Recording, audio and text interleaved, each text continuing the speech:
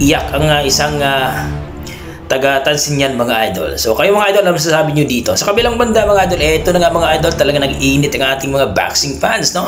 Dahil nga sinabi ni Marlon The Nightmare Tapales, no?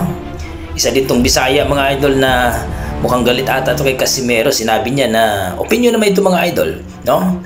Dahil daw nakalaban niya si Inoue ay wala daw siyang nakikitang skills ni Casimero na mananalo dito kay Naoya Inoue. Malupit yun mga idol, no? Parang binilang mo na yung sisiw, hindi pa nabiyak yung itlog. Siguro siya mga idol kasi nakalaban niya na si Inoue. At kitang-kita naman natin na dinurog siya ni Inoue, no?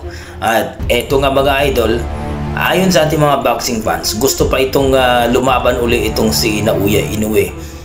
Etong si Marlon Tapales dito kay Naoya Inoue. Nasa rank po ito ng number 2 dito sa WBC mga idol, at rank number 3 naman ito sa WBO sa 122 pounds. So